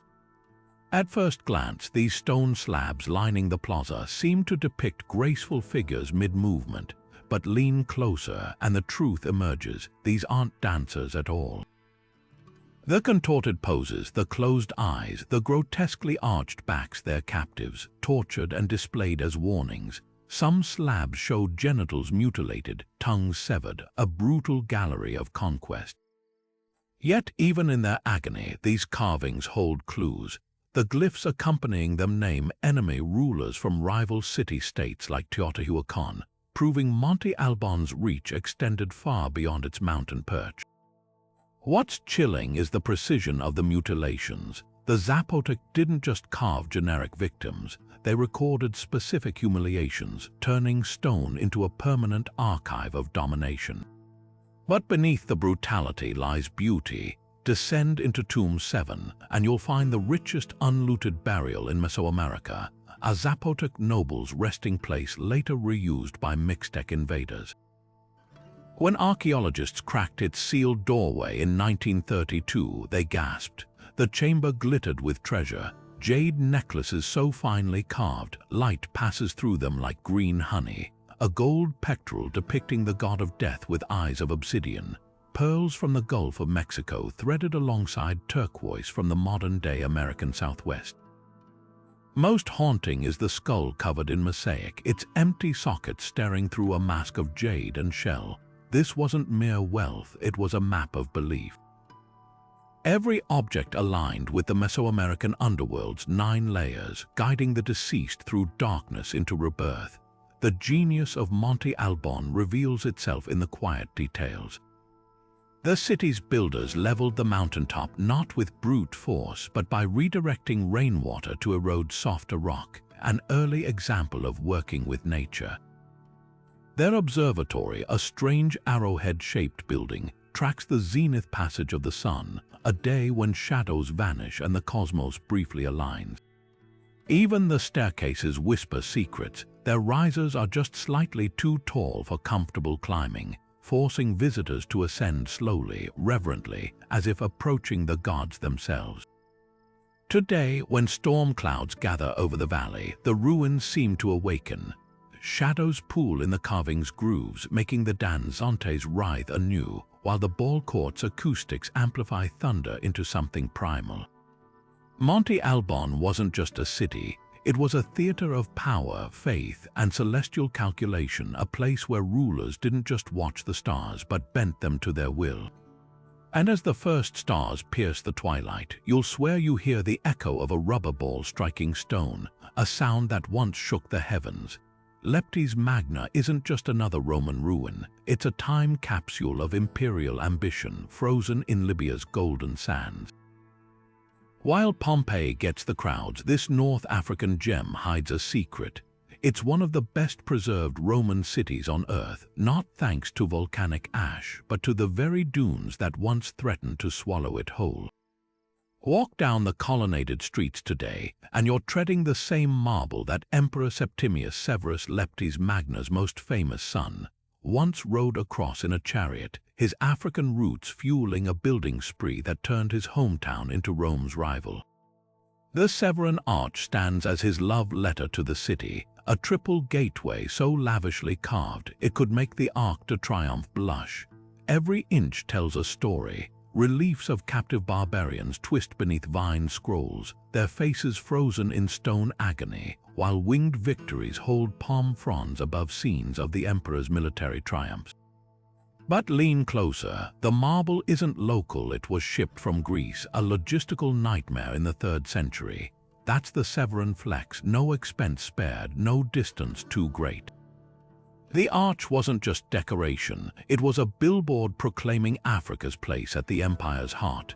Then there are the mosaics. Unlike their weather-beaten Mediterranean cousins, Leptis Magna's floor masterpieces glow with undimmed brilliance, their tesserae still sharp as the day artisans pressed them into mortar. The hunting baths alone hide a panther mid-leap, its amber and onyx fur rippling across the floor as if alive. Preservation here came from an unlikely ally, the Sahara. When trade routes shifted and Leptis declined, the desert crept in, burying villas and markets under layers of protective sand. Centuries later, archaeologists lifted this veil to reveal colors so vivid, you'd swear the pigments were still wet. Lapis blues from Afghanistan, cinnabar reds from Spain, greens mixed from crushed malachite shipped across empires. The city's genius reveals itself in subtler ways. The Hadrianic Baths hypocaust system, a network of raised floors and clay pipes, still hints at the steam that once filled these chambers, while the market's circular measuring tables bear grooves from thousands of grain scoops, each scratch a record of ancient commerce. But it's the theater that steals the show. Carved into a seaside hillside, its tiers face the Mediterranean so audiences could watch actors and sailboats in the same glance. Acoustic tests prove a whisper on stage carries to the top row, a feat modern engineers struggle to replicate without microphones. What truly chills, though, is the city's sudden silence. Unlike Rome's gradual decay, Leptis was abandoned almost overnight after a devastating tsunami in the 4th century. Streets still hold ruts from cartwheels that never returned, and the harbor, once crowded with grain ships bound for Rome, lies choked with sunken columns toppled like dominions by the waves. Stand on the beach at dusk when the light turns the ruins to molten gold, and you'll hear it, the ghost of crashing waves, the echo of a city that dreamed itself eternal, only to be reclaimed by the sands that saved it. Buried beneath the sun-baked plains of Pakistan's Sindh province, Mohenjo-Daro doesn't just defy expectations, it shatters them. This meticulously planned metropolis, part of the 5,000-year-old Indus Valley civilization, boasts sewer systems and city grids so advanced they wouldn't look out of place in modern urban planning. Unlike the haphazard sprawl of contemporaneous cities like Mesopotamia or Egypt, Mohenjo-Daro's streets run in perfect right angles, its bricks standardized to ratios that still align with today's construction norms. But the real marvel, the Great Bath, a watertight, bitumen-sealed pool at the city's heart, surrounded by cloisters and fed by an intricate network of drains. This wasn't just a public amenity. It was a ritual epicenter where ceremonies may have mingled with the practical need for water in a region where the Indus River could both nurture and devastate. What's haunting is how little we truly know. The city's script etched into seal stones and pottery fragments remains undeciphered, its symbols staring back at linguists like a locked door without a key. Over 400 characters have been catalogued, yet no Rosetta Stone has emerged to crack their meaning. Some speculate it records trade inventories, others see the echoes of an entire lost literature. The seals themselves hint at a society rich with symbolism, unicorn-like creatures, meditating figures, and intricate geometric patterns that suggest a culture as obsessed with art as it was with order. The absence of obvious temples or palaces only deepens the mystery. Unlike Egypt's pyramid-studded landscapes or Mesopotamia's ziggurats, Mohenjo-Daro's power structures hide in plain sight. The so-called citadel mound may have housed rulers or priests, but its ruins reveal no grand statues, no bombastic inscriptions, just quiet efficiency. Even the city's decline is a riddle wrapped in layers of silt. Evidence points to climate change, shifting river patterns, prolonged droughts, yet there's no trace of violent conflict. Walking these streets today, you're left with the eerie sense of a civilization that simply packed up and walked away, leaving behind streets that still whisper of a society that valued equality, hygiene, and precision long before the rest of the world caught up. Perhaps the most striking detail lies in the ordinary. In a tiny workshop, archaeologists found a single bead carved from carnelian, drilled with a hole so fine it could only have been made with a diamond-tipped tool. That bead, now resting in a Karachi museum, encapsulates the paradox of Mohenjo-Daro, a place where the mundane feels miraculous and where every unearthed artifact raises more questions than answers. The Indus people didn't build monuments to gods or kings. They built for the ages in ways we're only beginning to understand. Just a short walk from each other in the English countryside, two enigmatic giants rise from the earth: Avebury's sprawling stone circle and Silbury Hill's perfect grassy cone. Unlike Stonehenge's regimented monoliths, Avebury feels wilder, its massive sarsen boulders arranged in concentric rings so vast, an entire village now nestles within their embrace. These stones don't just stand, they loom, some weighing over 40 tons, their surfaces pocked with natural hollows that medieval villagers believed held healing powers. But what's truly mind-bending is the scale.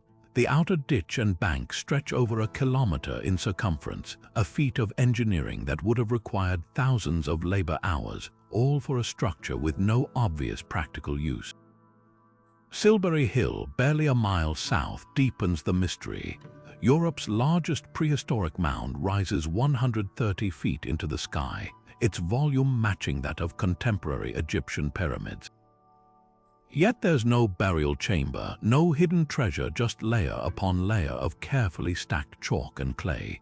The precision is staggering. Recent surveys reveal its builders terraced the mound in stepped spirals, like a colossal stone staircase leading nowhere. Why? The theories range from pragmatic to poetic. Some argue it was a territorial marker for Neolithic farmers, while others see an astronomical calendar, its shadow touching Avebury's stones during solstices. Then there's the eerie folklore. Locals once whispered that Silbury was the resting place of a king clad in golden armor, his ghost seen pacing the summit on moonlit nights. What ties these sites together isn't just proximity, it's purposeful contrast. Avebury's rough-hewn stones channel raw, earthly energy, while Silbury's smooth curves mirror the swelling hills around it. Archaeologists found animal bones and antler picks buried in Avebury's ditches, hinting at ritual feasts, while Silbury's core contains something stranger: bundles of moss and gravel arranged in cryptic patterns, possibly offerings to chthonic deities. The real shocker: neither site shows signs of permanent settlement. This wasn't where people lived, it was where they transformed. Standing atop Silbury at dawn, watching mist curl around Avebury stones, you start to sense the deeper design. These weren't separate projects, they were chapters in a single story, one about the tension between earth and sky, chaos and order. The stones ground rituals in grit and muscle, while the hill reached for the heavens, a ladder of chalk and ambition. And somewhere in that dialogue between land and aspiration, a civilization left us a message we're still struggling to read. Winds howl through the skeletal remains of Ani, a once thriving metropolis straddling the modern border between Turkey and Armenia, its broken walls and hollowed-out churches standing like sentinels of a forgotten golden age. Known as the City of 1001 Churches, this medieval marvel was the glittering capital of the Armenian Bagratid Kingdom, a crossroads of culture and commerce where merchants traded silk from China, spices from India, and ideas from Byzantium. Today, only a fraction of those sacred structures remain, but what survives tells a story of architectural audacity and heartbreaking abandonment. At the heart of the ruins looms the Cathedral of Ani, a masterpiece of 10th century engineering that defies time and tremors. Its arches, though cracked, still soar with a grace that would make Gothic architects envious. The secret to their resilience: a revolutionary design that used alternating layers of volcanic tuff and basalt materials chosen not just for their beauty, but for their ability to absorb seismic shocks. The builders even incorporated hidden buttresses within the walls, a medieval innovation that allowed the structure to sway rather than shatter during earthquakes. Step inside and the acoustics will steal your breath. A whisper at the altar carries to the farthest corner, a feature designed to make every prayer feel intimate, even in a space that once held thousands. But Ani's true magic lies in its eerie atmosphere. Unlike other ancient sites overrun with tourists, here you'll often find yourself alone. The only sounds the crunch of gravel underfoot and the distant cry of a falcon circling the cliffs. The Church of St. Gregory of Tigran Honans, with its faded frescoes of saints and angels, feels frozen in time. Their once vibrant blues and reds now soften to ghosts of pigment. Nearby, the haunting shell of the Church of the Holy Redeemer stands split cleanly in half, as if sliced by a giant blade. Legend claims it cracked during a violent storm on the very day it was consecrated, a bad omen for a city already teetering on the edge of history. The most poignant relic, though, isn't a building, it's a bridge. The ruins of a massive stone span still jut defiantly over the Achurian River, its broken arches marking the ancient trade route that once connected Ani to the world. Today, the river serves as a political divide, its waters whispering of families and cultures torn apart by modern borders. Stand on the cliff's edge at sunset, when the light paints the honey-colored stones in fiery hues, and you'll feel the weight of what was lost, not just a city, but a living tapestry of faith, art, and human connection. Ani doesn't just show us the past, it asks with every crumbling fresco and silent nave, whether greatness is measured in what we build or what we leave behind. Baked into the golden sands of Algeria's Ouros Mountains, Timgad stands as a love letter to Roman urban perfection, a city so meticulously planned, its grid lines could still guide a modern architect. Founded in the year 100 by Emperor Trajan as a retirement haven for veterans of the Third Legion, this wasn't just another colonial outpost. It was a beacon of Roman ideals, a place where battle-weary soldiers could trade swords for togas and spend their twilight years bathing in the glow of civilization's comforts. And what comforts they were! The city's heart beats around its Cardo and Decumanus, the two main streets intersecting at a flawless right angle, dividing Timgad into symmetrical blocks so precise you could plot them with today's GPS. But Timgad's genius isn't just in its geometry. Walk these cobbled streets and you'll stumble upon one of antiquity's most unexpected treasures, a library. Not a mere alcove of scrolls, but a grand, semicircular marvel with niches that once held codices and parchment rolls, their wooden shelves long since dust. This was a scholar's sanctuary where retired legionaries could debate philosophy under mosaics of Minerva, proving that even warriors craved the weight of a good book. The real showstopper, though, is the theater. Carved into a hillside with seating for 3,500, its acoustics are so pristine, modern performers still use it for concerts. Imagine the echoes centuries-old laughter during comedies, gasps at gladiator bouts, the murmur of veterans swapping war stories under the stars. What's haunting is how alive Timgad feels. Unlike Pompeii, frozen in catastrophe, this city thrived for centuries, its baths bubbling, its markets buzzing with Berber traders and Roman merchants haggling over North African olive oil. The arches of Trajan's gate still frame the horizon, their inscriptions boasting of imperial generosity, while the Capitolium's columns stand defiant against the desert winds. But Timgad's true lesson lies in its decline. When Rome's grip weakened, the city didn't crumble, it adapted. Byzantine churches rose beside pagan temples, olive presses kept grinding long after the legions faded. Stand in the Forum at noon when the sun blazes overhead and shadows retreat, and you'll see it. A city built not just for glory but for endurance. Every stone whispers a truth that even empires end, but the best of their dreams can outlast them. And in Timgad's case, those dreams still host concerts, inspire scholars, and remind us that retirement, Roman style, meant leaving behind more than ruins, it meant leaving a legacy. Deep in Cambodia's northern jungles, where vines strangle forgotten temples and roots twist through collapsed corridors, Choquequirao rises like a fever dream of ambition gone wild. This sprawling complex was the brainchild of King Jayavarman IV, a ruler so determined to outshine Angkor, he abandoned its glittering capital to forge his own empire in the wilderness. His masterpiece, Prasat Tom, a seven-tiered pyramid so steep, climbing its crumbling steps feels like scaling the spine of a stone dragon. Unlike Angkor Wat's symmetrical perfection, this pyramid pulses with raw, almost reckless energy, its summit crowned not with spires but with a mysterious platform that once held something or someone vanished to time.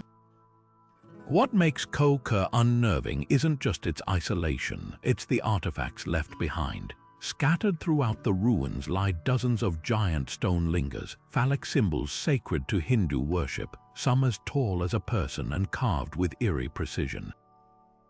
These weren't mere decorations. Archaeologists found them submerged in hidden reservoirs, placed to consecrate water flowing toward the capital's heart, a spiritual plumbing system designed to bless an entire city.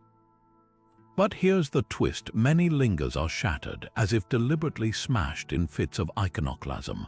Was this the wrath of rival kings, or a population rejecting Jayavarman's radical vision? The jungle adds its own drama. At Prasat Kraham, the so-called Red Temple, strangler figs have pried apart brick walls, their roots slithering through cracks like skeletal fingers. Yet amid the chaos, flashes of brilliance remain: lintels carved with celestial dancers frozen mid-twirl, their sandstone skirts flaring as if caught in an eternal breeze. One relief depicts Indra, king of gods, riding his three-headed elephant, but peer closer, and you'll notice something's off. The proportions are exaggerated, the faces almost cartoonish compared to Anka's refined style. This wasn't poor craftsmanship, it was rebellion. Jayavarman's artists weren't copying traditions, they were inventing a bold, new visual language, even if history would call it a failed experiment. Choquequirao's greatest mystery lurks underground. Recent LiDAR scans revealed a hidden network of tunnels snaking beneath the pyramid, their purpose unknown. Local guides whisper of treasure chambers or secret escape routes, but archaeologists have a darker theory. The tunnels align with fissures in the bedrock, suggesting the pyramid itself might be unstable, a metaphor for Jayavarman's entire reign. After just 20 years, the capital was abandoned, its buildings left half-finished, its grand processional avenues reclaimed by the forest. Stand at the pyramid's base at noon, when sunlight pierces the canopy like spotlights, and you'll feel the weight of what could have been. The lingers still gleam where water touches them, the carvings still whisper of a king who gambled everything on a dream. And as the wind rattles the bamboo, you might just hear the echoes of a question: was Choquequirao a failure, or a masterpiece cut tragically short?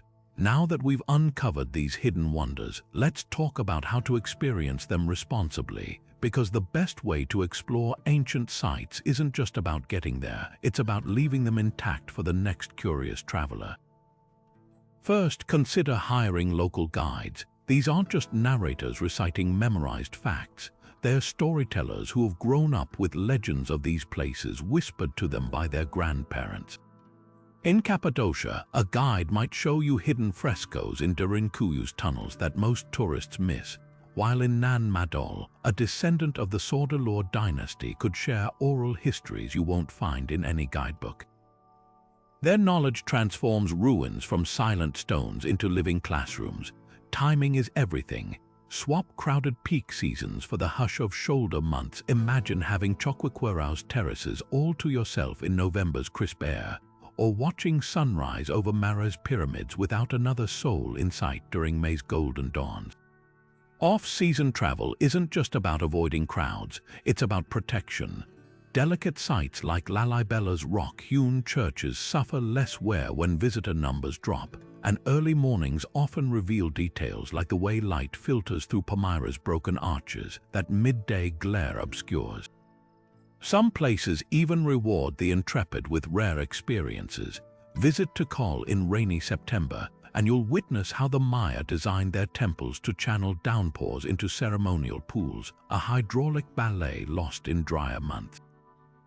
Respect takes many forms. At Göbekli Tepe, that means never touching the carvings. Oils from your skin accelerate erosion that 12,000 years haven't caused.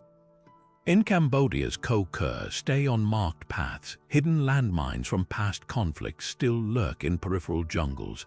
Even photography requires mindfulness. Drones are banned at Petra for good reason. Their buzz shatters the magic of the six echoing silence, while flash photography fades fragile pigments in Egypt's Valley of the Kings. Sometimes the kindest act is putting your camera away entirely. the monks at Dambulla's cave temples still remember visitors who disrupted meditation for selfies. Better to sit quietly and let the scent of jasmine offerings and murmured poly chants imprint themselves on your memory instead. Pack more than your suitcase, bring willingness to adapt. In remote sites like Sudan's Nubian pyramids, ATMs are non-existent. Carry small bills to tip guards who double as impromptu historians. Learn 5 basic phrases in the local language. A simple Toda Rabba, thank you, in Hebrew at Masada earns smiles from Israeli rangers. And always carry a reusable water bottle with a purifying filter. Many archaeological zones lack plastic recycling but treasure clean groundwater. Lastly, embrace the unplanned. That closed for restoration sign at Persepolis. It might lead you to a conservator who'll show you how they're piecing together shattered reliefs using 3D scans. The mist bus to Great Zimbabwe, you'll stumble upon a village elder weaving baskets from the same reeds depicted in 8th century ruin carvings. These sites don't just belong to the past, they're part of living cultures. Tread softly, listen deeply, and let the stones surprise you. After all, the greatest discoveries often happen when you're respectfully, joyfully lost. Wind and water may erode stones over centuries, but human hands can destroy them in minutes, a truth these ancient sites know too well. Take Palmyra, where militants deliberately blew apart temples that had stood for millennia, or Cambodia's Choquequirao, where looters hacked statues from walls to sell on the black market. But some threats creep in silently. Rising sea levels gnaw at Nan Madol's coral foundations, while increasing droughts parch the soil around Great Zimbabwe, causing ancient walls to crack under stress they were never designed to handle. Climate change isn't just melting glaciers, it's rewriting the very ground beneath our shared history. The black market fuels another kind of crisis. In Sudan, thieves target Mara's pyramids under cover of darkness, prying loose gold-leafed hieroglyphs with crowbars. Meanwhile, Ecuador's illegal artifact trade thrives on social media, with pre-Columbian ceramics hawked in WhatsApp groups under code names. But here's what few realize: looting isn't just theft, it's annihilation. When a mosaic is ripped from Leptis Magna, it's not just art that's lost. Those tesserae held clues about Roman trade routes, the chemical makeup of ancient pigments, even the diets of the artisans who pressed them into place. Every stolen fragment is a page torn from humanity's scrapbook, yet there's hope in how we choose to visit. Ethical tourism isn't about staying away, it's about showing up differently. In Lalibela, local guides teach visitors to remove shoes before entering rock-hewn churches, protecting 600-year-old floor carvings from abrasive grit. At Mesa Verde, park rangers limit group sizes in cliff dwellings, preventing the buildup of humidity from breath and sweat that accelerates decay. Even something as simple as sticking to marked paths at Göbekli Tepe matters. The oils from a single off-limits touch can degrade carvings faster than 12,000 years of wind and rain. Technology plays a quiet hero too. Drones map erosion patterns at Hvalsi Church, while AI analyzes satellite images to catch looters targeting remote sites like Chad's Enedi Plateau. In Afghanistan, 3D printing restores shattered Buddha niches at Mes Aynak using scans from pre-war photographs. But the most powerful tool might be storytelling. When communities like the Aymara near Tiwanaku or the Shona elders at Great Zimbabwe lead tours, they don't just share facts, they revive intangible heritage.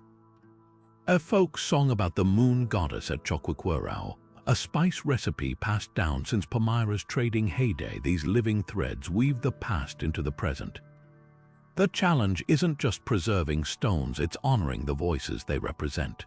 When you buy a ticket to Derinkuyu, choose the family-run pension over the international hotel chain. When you admire the Llama of the Sun at Machu Picchu, book through operators who funnel profits back to Quechua schools. These sites survived empires and earthquakes. Their greatest threat now is indifference.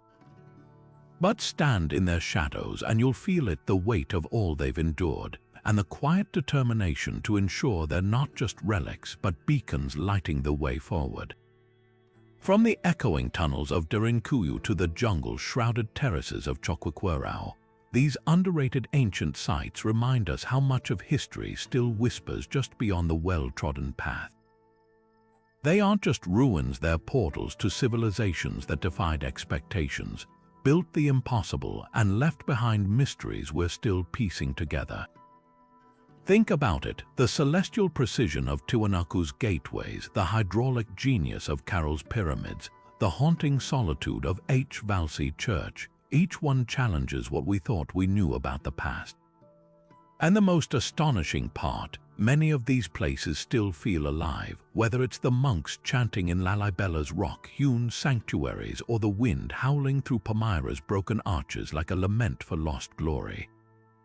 But with great discovery comes great responsibility. These fragile wonders face very modern threats: climate change eroding coastal sites like Nan Madol, over-tourism stressing delicate frescoes, or looters hacking away at history for a quick profit. Supporting sustainable travel isn't just about ticking a box, it's about ensuring these places outlive us. Seek out local guides who breathe life into the stones with stories you won't find in textbooks. Visit in shoulder seasons when sites like Tikal or Mara can be experienced without the crowds. And whenever possible, choose tour operators who funnel money back into conservation, like the community-led initiatives at Great Zimbabwe or the digital preservation projects rebuilding Palmyra virtually. Every thoughtful visit is a vote for preservation over exploitation. Now, we'd love to hear from you. Which of these hidden wonders ignited your curiosity? Was it the astronomical riddles of Göbekli Tepe, the drowned splendor of Leptis Magna, or the spine-tingling solitude of Anna's cliffside churches? Drop your favorite in the comments, and if you're craving more deep dives into overlooked history, hit that subscribe button. There are countless more untold stories waiting just beyond the spotlight, and we're just getting started. After all, the past isn't a monolith, it's a mosaic, and every fragment unearthed changes the picture. So keep exploring, but tread lightly. The future of these places depends on the footsteps we leave